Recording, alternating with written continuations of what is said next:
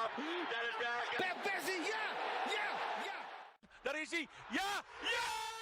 Daar is Klaassen, goal! Hello, it's podcast 53 from Football-Oranje, your home of Dutch football.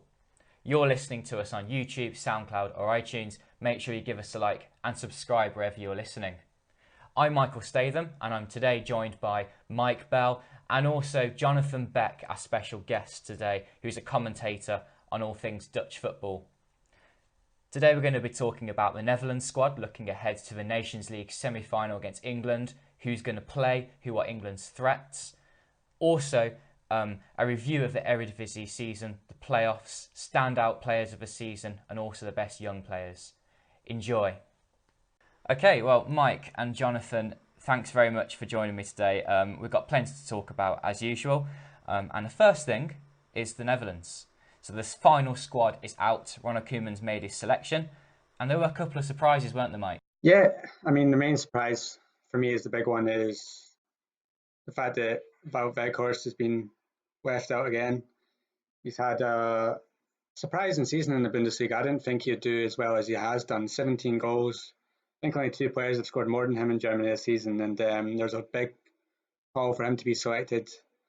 But Koeman, he stuck to his guns so far, and he said that he wants the same squad, the same players that got him to this stage to basically play the semi-final. And once again, Luc de Jong's been picked instead. Yeah, they're two very similar players, Luc de Jong and Wout Weghorst, but I think there's a case that Weghorst should be in there. Maybe have two strikers on the bench with Memphis up front instead of including somebody like Kevin Strootman, who's been awful. And the amount of midfield options he's got, it stands out that Strootman's in there and Weghorst isn't. Well, just on that, we had a question on Twitter. Thanks for sending those in, by the way, again, for this podcast. And from Fish Rhino, he said, what does Weghorst need to do to get a call-up? Jonathan, one of the things that Ronald Koeman said about Weghorst was that it was an easy decision for him to pick Luc de Jong over Weghorst. But surely Weghorst's goals in the Bundesliga stand out, and 17 goals in the Bundesliga is far better than being top goal scorer in the Eredivisie. Or was it more of a case of consistency in the squad selection for Ronald Koeman? Yeah, I think it was the latter, really. Mike's hinted at it already. He's a manager who puts a lot of store by team spirit and the spirit of the squad, and they've done really well in the first stages of the European qualifiers, and of course they've done well in the Nations League. So wherever possible, he wanted to keep that together. But I'd agree, he's spoilt for choice with midfield options. He's had to drop Pablo Rosario because David Prupper is now fit again, he said. He's got Donny van der Beek, who's in the form of his life, and he says he and Jorginho van Wijnaldum can play together, which is going to be interesting to see how he fits all his options in there. It wouldn't surprise me if he had gone for Weghorst. Ryan Babel's not had the best of seasons with Fulham. He's a different kind of striker to de Jong and Weghorst. Admittedly, he can play wide as well, but he hasn't exactly been in sparkling form. So maybe he could have gone with two out-and-out number nines instead of Babel. You can't argue with the inclusion of Bergwijn or Memphis, really. But it would have been interesting to see if he could have gone for a mother physical option, really, against an England side who do have a very big centre-half pairing and perhaps, would relish that physical battle. Another point that I'd like to make on that as well was the last time Weghorst got an appearance, I do believe it was against England for the Netherlands, and he came as a late sub, but it was more just sort of like a pinch hitter. I wonder how much his game's developed in his time in Germany. I mean, from what I've seen of him in Germany this season, a lot of his goals have been tap-ins from close range headers. So, I mean, he is exactly the same player. You play along to him, you work the ball off him. He's not really changed his game. He's basically the same as a Luc de Jong. He's just a big man up front. You try and find him in the box, but I think he's slightly taller than Luc de Jong. So I think if you're coming up against two massive centre backs, I think Weghorst might have a lot more physical than Luc de Jong is. Okay, well, that's that option out off the table for Koeman, and another one was Davy Klaassen. Just wonder what both of you thought about his lack of inclusion in the squad, given again his form in the Bundesliga. Yeah, for me, again, I agree with Koeman on this one. I don't think that Davy Klaassen's done enough this season to really warrant a place over, say, Donny van der Beek or Tony Verheyen. Yeah, it's an interesting decision. He's kind of fallen by the wayside, hasn't he, since since struggling at Everton, and is really not, even despite coming back to the Bundesliga and doing well, he hasn't dislodged a real favourite like Kevin Strootman, who you mentioned has not had the strongest of seasons, but again gets in there because of the consistency of selection really more than anything else. I think Koeman knows, doesn't he? He sees day in, day out how the players interact, not just on the field, but off it, and how they encourage. And Strootman's a senior member of the squad now. He's a leader. So in that respect, maybe he's more valuable for his contribution on and off the field than Davy Klaassen might be.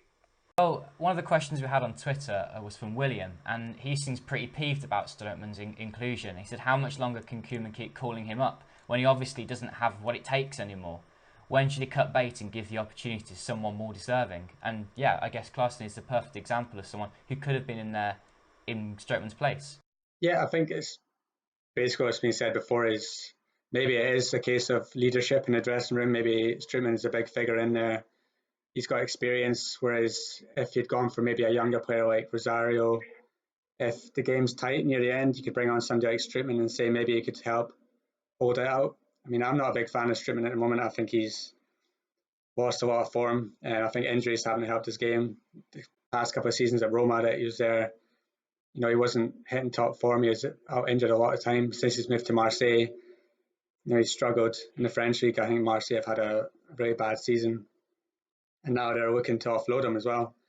You know, he's a big summer signing for them, and to say that they want to get rid of him after 1 year doesn't look very good. But you got to trust that Koeman knows what he's doing, and maybe he is a big personality in that dressing room, and that's why he's there. And another one as well, another one that came in through a question was from Kadera, and he wants to know about Van der Beek. And he asks us, do you think Van der Beek will start either of the two games in the finals? And will it be in favour of Martin de Roon or Wijnaldum, for example, if Liverpool lose the Champions League final?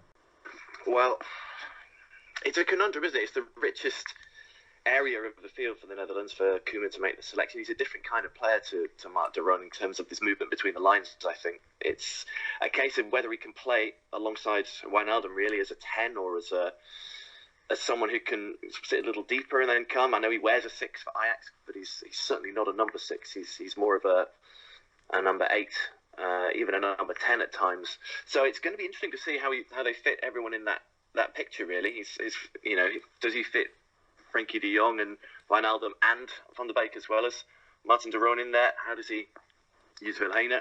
Every one of those midfielders is adaptable and can play in a number of different positions. So I think he'll have to wait and see just how they train and how they slot together, really, and how he looks to combat England's depth of resources in there as well. Absolutely. And Mike, what do you think about this? So these usually are the midfield three of de Roon, Wijnaldum and Frenkie de Jong, but Donny van der Beek is staking a really good claim at the minute, and if he's going to fit into that midfield, could we see something such as Wijnaldum going out to the right wing, given that the wings arguably is one of the Netherlands' weakest positions at the moment in terms of like quality options? I was thinking about this recently, moving Wijnaldum onto the wing, because for me, a lot of people, when you say can Van der Beek come into midfield, they'll go, oh, just drop de Roon. But those people maybe haven't seen what season he's had at Atalanta. He's had an absolutely amazing campaign for them. They finished third in Serie A. He's probably been one of their standout players in that defensive midfield role, and I think he's a crucial player for the Netherlands. He does the dirty work that maybe goes unnoticed most of the time, and I think that he is an outlet. He can mop stuff up and allow, you know, Frenkie de Jong and, more importantly, the number 10 to get further up the pitch. Big criticism for Wijnaldum when he was playing alongside maybe Kevin Strootman was that he was coming too deep. But if you've got de Roon and Frenkie de Jong sitting there, it allows him to have a bit more freedom. You know, on the right wing, you've probably got Quincy Promes or Steven Bergwijn. No, I'd like to see Bergwijn because I think he's such a top talent, get more games for Netherlands, so I'd hope that he'd start. Yeah, maybe Wijnaldum on the left or the right wing, and then Donny van der Beek, because Van der Beek, his movement and, you know, work rate in the Champions League was a big reason why Ajax did so well, and I want to see him finally get a chance in the Netherlands. He's got, you know, 5 caps so far, but they've all come in friendly matches. I want to see what he can do in a big game. Only really that he's dropped one of the, you know, we're talking about could Wijnaldum move out to the wing. He's dropped one of his most attractive wing prospects, hasn't he, from the pre-selection, which is Steven Berghuis, who hasn't made the cut again. Whether that is include an extra midfielder or whether that is purely because he thinks, you can't drop the likes of Quincy Promes and Depay. But it would have been interesting to give him that extra option. Maybe drop one of those midfielders that we've talked about in previous moments. But he wants the balance, doesn't he? So it's a case of getting that balance right with leaders and support and backup off the bench. So maybe that's why Strootman is in and Prepper is in, rather than an extra winger or forward. Okay. And a final question about the Netherlands selection comes from Abdul, and he asks whether Ryan Babel should start the match against England. And just from my personal point of view, previously I've always been quite sceptical of Babel starting on the left wing. Perhaps he doesn't offer enough, but his form with Fulham has persuaded me otherwise, and the last couple of performances with Holland have certainly been a lot more positive. But what do you both think about that? Jonathan, would you like to go first? You've probably seen Babel perform in England. Has he warranted a first-team place with the Netherlands? From the start, when he's up against Bergwijn and Depay, I would say no, and Promise as well. It's difficult to see. I mean, he's an option. He's done okay for Fulham. It is a Fulham team that improved since January when he joined, but ultimately they did go down second from bottom. I saw them on the final game of the season against Newcastle while they were well beaten 4-0. So it hasn't been the easiest of campaigns for him to come in and make a difference, in January in a team that's already struggling and has already had two managers. It's a difficult one. So I would say the likes of Bergwijn and Depay and Promise start ahead of him in the pecking order, certainly. It worries me a bit that if you put Ryan Babel on the left wing, you're doing it because there's maybe his defensive work they showed in the earlier rounds of the Nations League. He's going to get back. He's going to help out defence. But if you play him on the left wing, is he going to have enough pace or dribbling ability to worry somebody like Trent Alexander-Arnold on the left wing? It worries me a bit that he could get dominated on that side, and then that leaves, say, if Daley Blind plays left back, that leaves him a bit exposed. So you're looking maybe somebody with a bit more pace to help out at the back and to stop that right wing taking control for England would be my main concern. I actually disagree with that, Mike, and I think that playing Babel on the left wing might actually be a positive thing because of his protection that he can offer Daley Blind against Alexander-Arnold, who has had such an amazing campaign for Liverpool. And I think otherwise you're fighting fire with fire and putting pace against pace, and it could make for an exciting battle. But I think if you're going to be more pragmatic about it in a semi-final, do you then play Babel instead to offer a bit more protection? I think he will. I think Kim will pick Babel. I just wonder if Babel gets caught up the pitch. Somebody like Trent Alexander-Arnold can easily get a run at Daley Blind. That's just my only worry about that.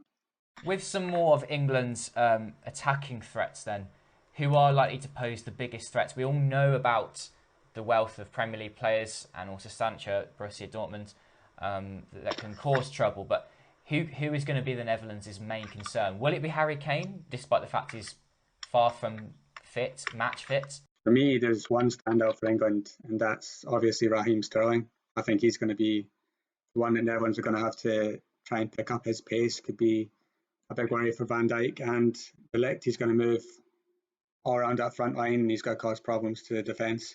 I think if they can keep Sterling quiet, then Netherlands got a great chance of getting a win.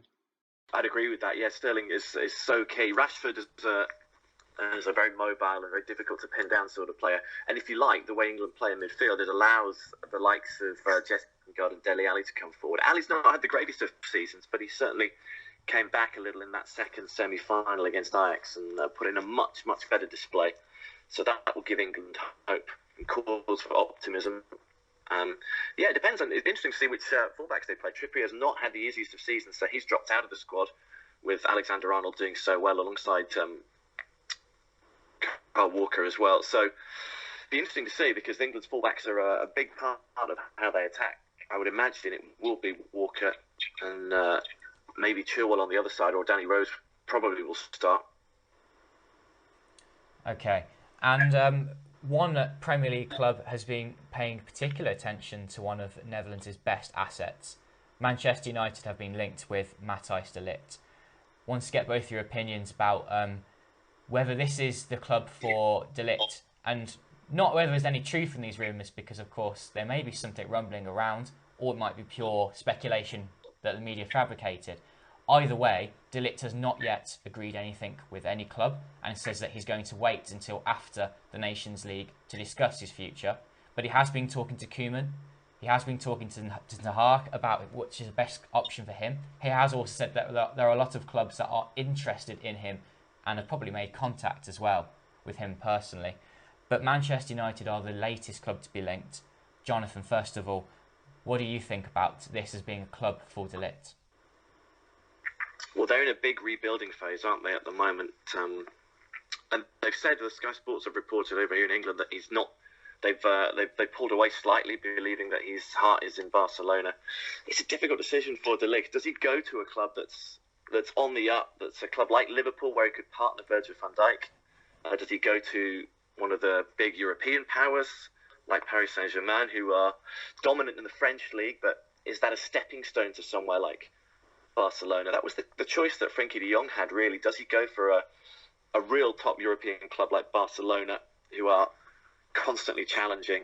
Does he go for Paris Saint-Germain, who dominate their domestic league but are not quite making that final step in Europe? Or does he go to a project like Manchester United? It's weird to call Manchester United a project, isn't it, these days? But that's the situation they find themselves in, with Ole Gunnar Solskjaer having a big rebuilding job. I would say he would favour one of the other options, whether that be Liverpool, who have got decent options if Joe Gomez can stay fit, or Barcelona, which is the one that's endured all the time. And let's not forget, he's very close with Frenkie de Jong, and their two girlfriends are very close, and they spend a lot of time together off the field as well. So they would certainly help each other settle in. I wouldn't be surprised if that is his choice. Or even, he said never say never, hasn't he? If he really can't make the choice and he's still just 19 and he fancies one more season with Ajax, Ten Hag has previously said there's a 100% chance that he will leave. There's not a single % chance that he'll stay. But he then said that, well, you never know. Yeah, for me, you look at Manchester United at the moment, and it's not really what the club that you'd think that somebody like Matthijs de Ligt would go to. They're not in the Champions League. They're not really fighting for the title. There's going to be a lot of upheaval this summer. They're going to need a lot of players in different positions. Matthijs de Ligt wouldn't, fix that straight away. You've seen all the memes and the comments on Twitter, how they turn up at training, and next to him would be Ashley Young and Phil Jones, and you just wonder why you'd want that. Whereas if he went to Barcelona, he's with his best friend. He's at one of the best clubs in the world, but sometimes money talks. And if at a case now, the Telegraph reported this morning, it's really a battle between PSG and Barcelona. PSG are offering all the money. They're willing to meet Rayola's demands, his agent, and they're willing to pay Ajax the 85 million. So again, it mirrors the Frenkie de Jong deal. Does De Ligt go with his heart and hold out for Barcelona, or does he go with, say, the money and pick somebody like PSG? I don't think it's done yet, and I think it's going to be another couple of weeks of speculation. I hope he picks Barcelona, because I think that's where he can develop best, and he can develop a partnership again with Frenkie de Jong that can help the Dutch national team going forward. So for me, Barcelona would be my number choice for him. Other than that, I don't think Man United really have that big a hope again. Yeah, interesting points made by both of you there, and how something as simple sometimes as your friends and your girlfriends being together and just making it all quite easy to settle in, that can sometimes make all the difference. But also so can money. Money can talk. I just wonder, because this wasn't actually mentioned amongst either of you there, but does style of play come into this? Does the type of league that De Ligt gets to play in make a difference? Or even in terms of Manchester United not playing in the Champions League, for example, will De Ligt be thinking about any of this, or will that not matter to him at all? And it's as simple as, if you're that good, doesn't matter where you play. I think style of play comes into it. The name of the club, Manchester United's a big name, but I agree with Mike. I don't think they have a chance of getting De Ligt, because if you're Matthijs de Ligt, you would go for one of the clubs that is in the Champions League. It's constantly challenging and is at the top of their game. I think the style of play at Barcelona is one that would suit Frenkie de Jong. For a centre-half, I guess it isn't as important, but the style doesn't change. Whether Valverde goes or stays, the style remains the same regardless of the manager. The style can chop and change in England, depending on who comes in. It can chop and change in France more to an extent than Barcelona, who have the style of play bequeathed to them by the same forefather that bequeathed it to Ajax, Jan Cruyff. So I think in terms of slotting from one kind of philosophy to another, Barcelona is the best fit for Matthijs de Ligt, certainly. Yeah, I think style play at Barcelona is perfect for de Ligt. What he knows from Ajax is what they do there. I think if you went to England, maybe his physical attributes would come into play a bit more. You'd come up against more teams that are a lot more physical in their style of play. You come up against strikers that are more physical than you'll get in Spain, and that would probably help him with that area of the game. But I think at Barcelona, he's going to have the ball at his feet a lot more. He's going to have to play a round of possession. I think that'll be helpful for the Dutch national team. So I think he said himself that he wants to pick somewhere that has the right style of play that he wants, and I think Barcelona has that definitely. I don't think that Juventus, if they've got a more defensive style of play, or Manchester United who really chop and change the way they play each week, I think that Solskjaer's not really decided whether the big games they play defensively against the small teams they try to play a bit more attacking. I think that Barcelona play the same way against whoever they're playing. I think that will help do it. Okay. Let's move on to the next part of our podcast, and we were going to discuss a little bit more about the end of the Eredivisie season. Matthijs de Ligt's a good example to start with there, because I was going to get both of your opinions on who stood out for you in terms of young players in this Eredivisie campaign. Is de Ligt just the obvious choice for one of the best young players we've seen this season in the Eredivisie, or are there plenty more we can discuss? Jonathan, would you like to go first? Well, de Ligt stands out, but it's not his first season. Obviously, he was a 17-year-old in the Europa League final 2 years ago. I've looked at players who have come through this season who have made an impact, whether it's off the bench or they've got their first starts, they've got their first goals. So I have listed quite a few. The most obvious one in the second half of the season, and he's not a player who'll be there next season, is Alexander Isak, who's obviously only 19, reinvigorated Willem II after Franz Sol's departure to Dynamo Kiev. 13 goals in 16 appearances, got him back in the Swedish national side, helped them to the Dutch Cup final, even though he wasn't able to prevent Ajax from winning that one comfortably. What stands out for me is his brilliant solo goal against Feyenoord in the 3-2 win. And really, when you look at the Willem II squad, the future does look good. They've got a number of players between the ages of 20 and 22, the likes of Christopher Christensen, Pavlidis, Magnus Vrusai and Dan Crowley. So I think, led by Isak, inevitably going to go back to Borussia Dortmund, it is a reason for optimism. That's my first choice. Yeah, I totally agree with that. Isak's just been standout instantly. Willem II can move on from losing Franz Sol. Obviously not forgotten about him. He was an absolute legend for the club. But Isak certainly helped soften the blow. And let's just hope that those young players you spoke about there, Jonathan, can really help Willem II kick on next season, because they really have had a very good campaign indeed, reaching the Dutch Cup final. Perhaps the young squad has meant that they're a little bit more inconsistent than most Eredivisie sides. But when they're good, they're very good, Willem II. And some of those other players you mentioned there will be very good next season. I think one player that I would like to see join a club of the size of Willem II is Lamprey at Fortuna Sittard, because I think he's had a great season himself down the lower reaches of the Eredivisie. A 21-year-old Greek international, well, not a Greek international yet, but may well be in the future, who is very exciting in attack and has also helped Fortuna sort of score plenty of goals this season. And as I said, I think he will be looking next season at joining a club higher up in the Eredivisie. Hopefully he can get another loan or a permanent move back to the Netherlands. The mid-range, I would go with, mid to high. Thomas Boutink has broken through. 21 appearances this season, 7 goals. He's already got a senior hat-trick on his full debut against Ardo. So next season could be a really good one for him. He's more often than not been a substitute this season. But he's a player that turned down Manchester City and Arsenal when he was much younger, 5 years ago. And he's reaping the benefits now of having grown up in the local area and come through the ranks. And yes, he probably could have made a lot of money by going to England, but he's certainly played a lot more by staying at Vitesse. So he's an interesting one. Kjell Scherpen has come through and already played a full season now. He's just 19. Ajax have seen enough, despite a few mistakes, but he's a teenager, so you have to accept that he's still learning. So he will now progress training with Ajax's goalkeepers. Yeah, no, they're a good couple of options there. And Thomas Boutink is one that I know Mike's been keeping his eye on as well, because he's a Dutch youth international, such as Scherpen as well. But Mike, are there anyone else who you've been looking at this season in Eredivisie as future prospects for the Dutch national team?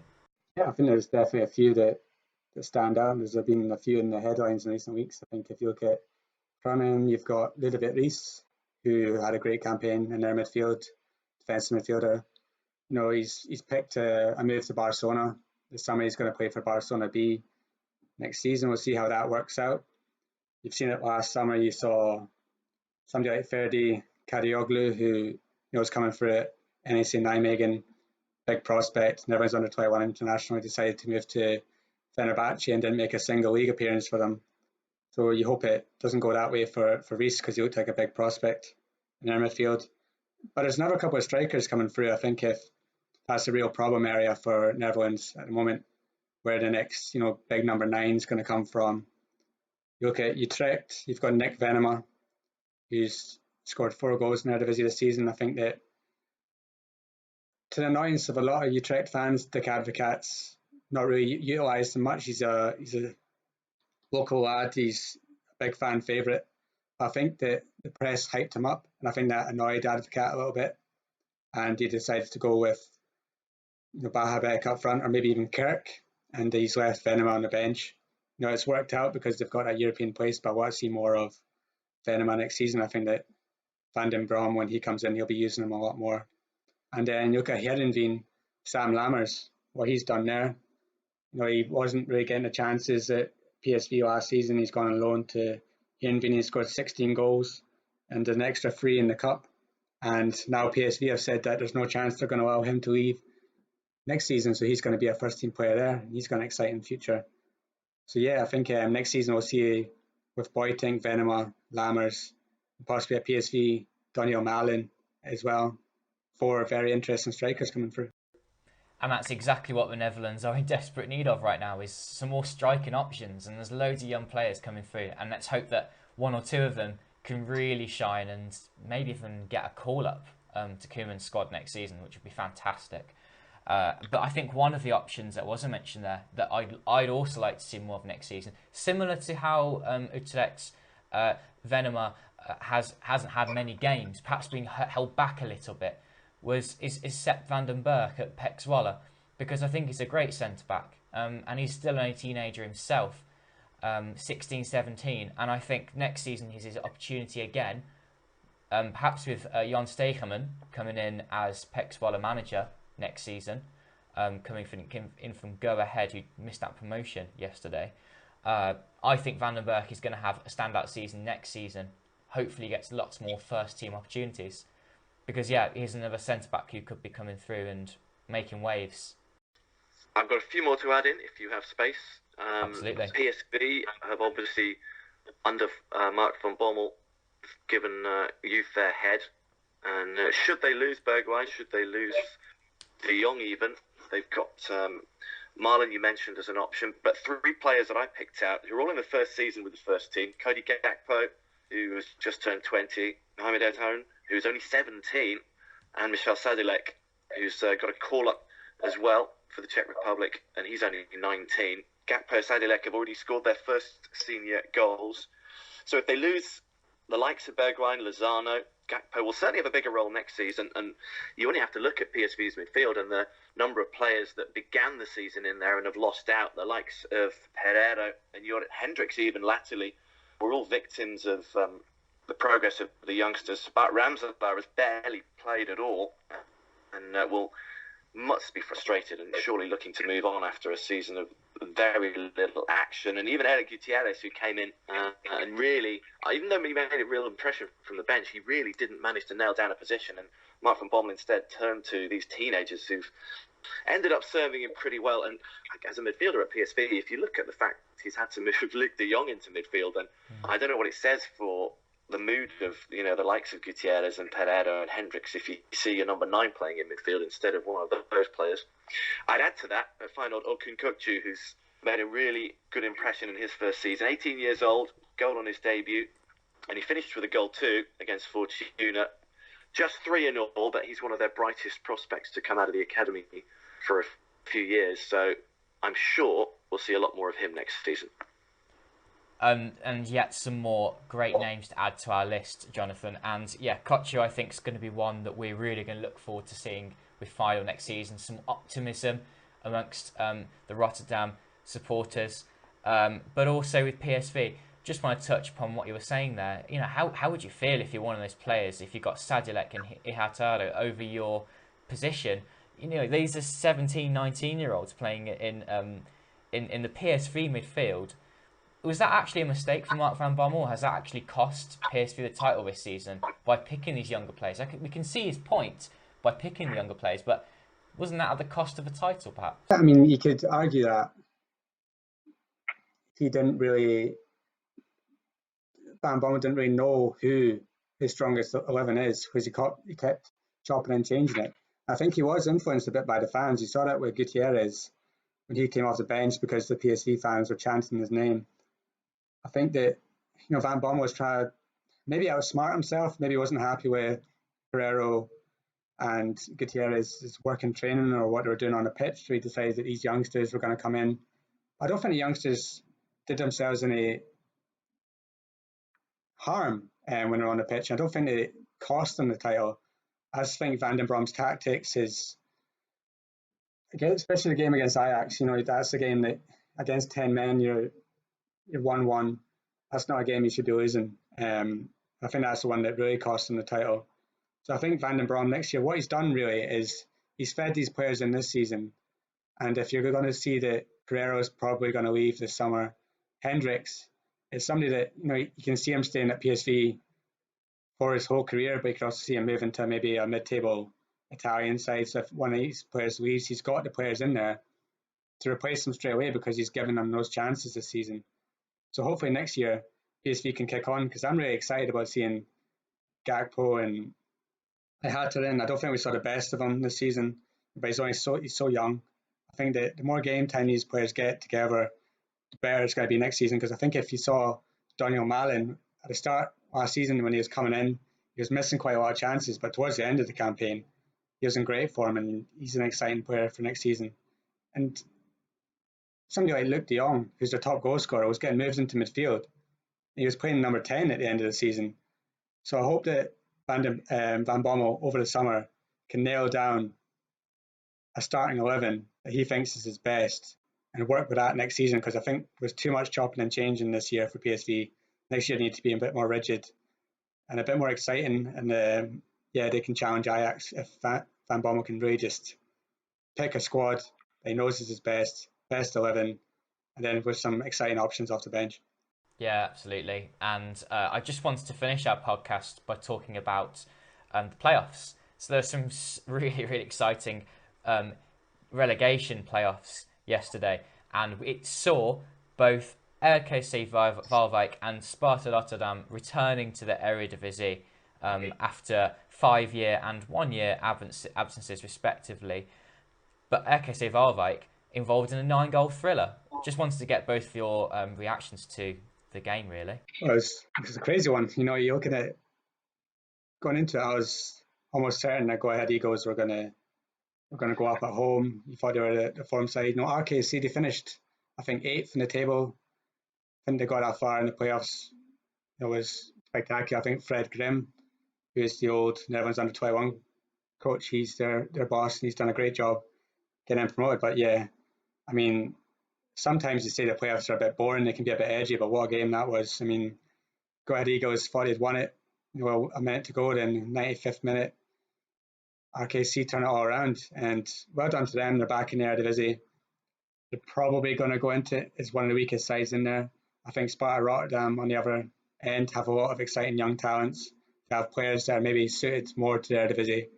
It's going to be interesting to see what RKC do over the summer, to see if they can emulate the likes of Emmen and Fortuna Sittard and really establish themselves back in the Eredivisie, because I think, for me, the teams that have come up, Twente, Sparta Rotterdam and RKC, are better than the ones who've lost. The Graafschap, Excelsior have been punching above their weight for years now. They could have gone down last year, the year before that. It's probably just about their time. So I think that the three sides that come up are better than the ones that have gone down. And yeah, it's going to make the Eredivisie a bit stronger next season, which is good. Yeah, I mean, that remarkable, the RKC game. I was still covering the Eredivisie show with the highlights programme when they were last in the Eredivisie under Erwin Koeman and they got relegated. They've got players in there who've got Eredivisie experience, the likes of Enrico Drost at the back, Dan Rienstra and Spearings was in there before with Sparta Rotterdam, Dylan Sayers as well, the Belgian winger. So I think they should hold their own. As for Sparta, they've got an experienced manager now, Henk Fraser, who has managed to get them just when it looked like de Graafschap would do it, having beaten Cambuur. Henk de Jong putting his future side out at the expense of his current one. I honestly thought they would do it. It was 0-0, wasn't it, with around about 15 minutes to go, and that would have been good enough for de Graafschap to stay up. But despite improving since Christmas, they have paid the price, really, for not doing enough in the first half of the season. And it'll be interesting to see how RKC survive, particularly given that they finished so far down in the second tier.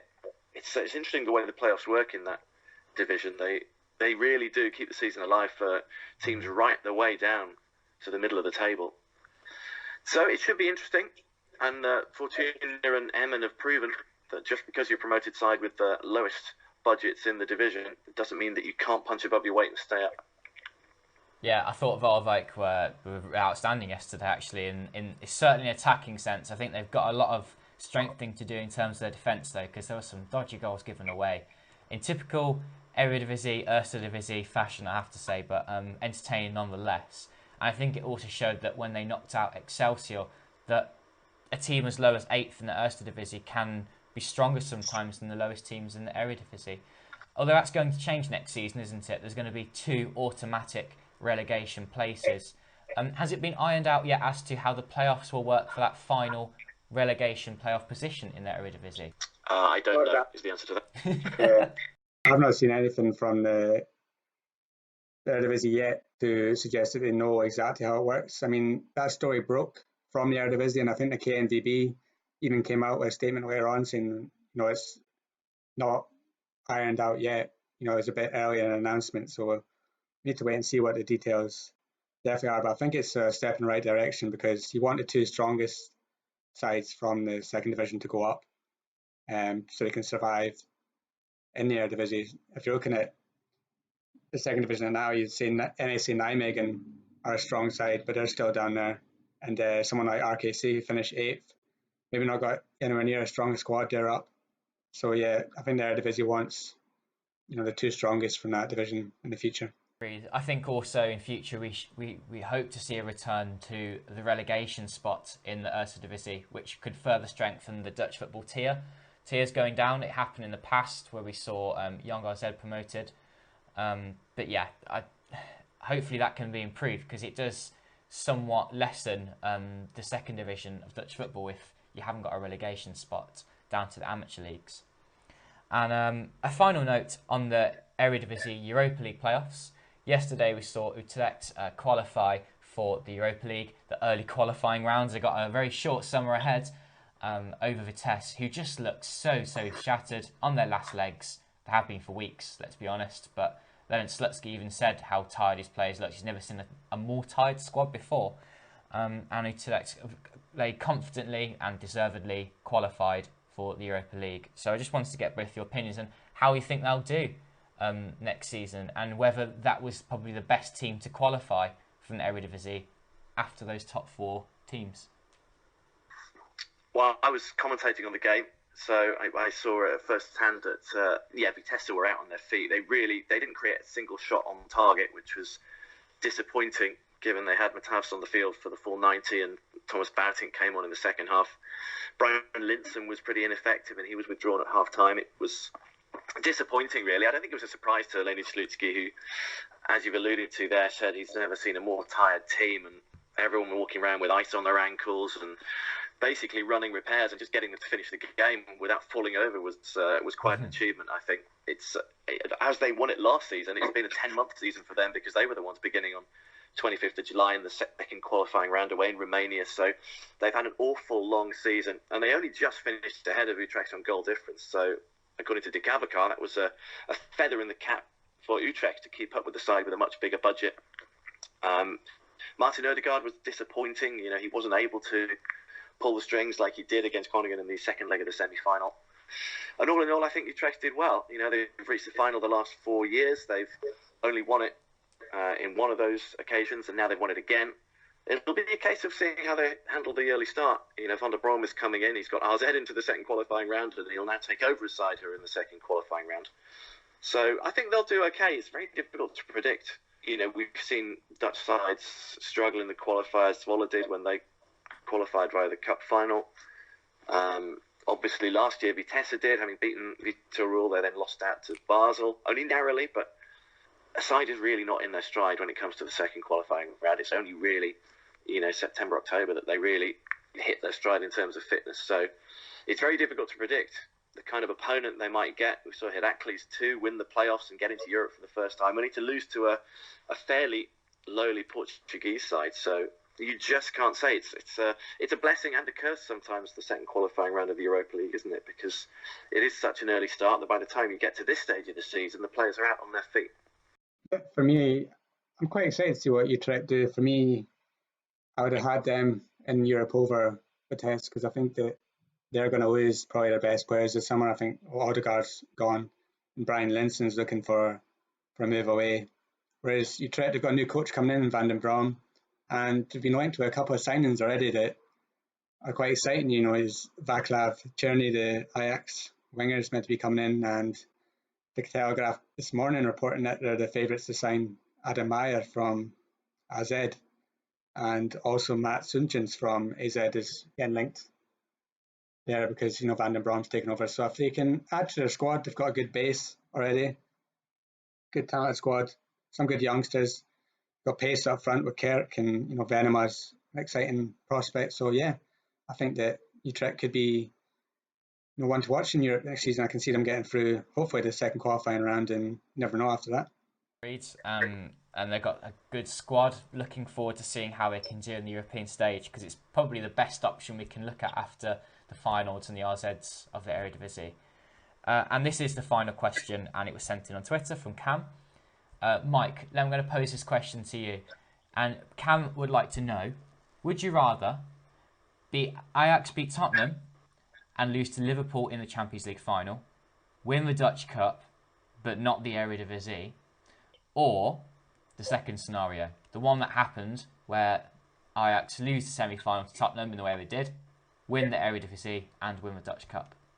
It's a bit of a no-brainer out of them two options. I think it's the way it's already happened, because I think if Ajax got to the final, lost it anyway, and lost the Eredivisie, I think there would have been a really sour end to the season. I don't think they would have just been happy with the Dutch Cup. I think that the way that Ajax lost to Tottenham, yeah, it's heartbreaking and it's going to take some time to get away, but also highlighted just the achievement of the cup to get this far.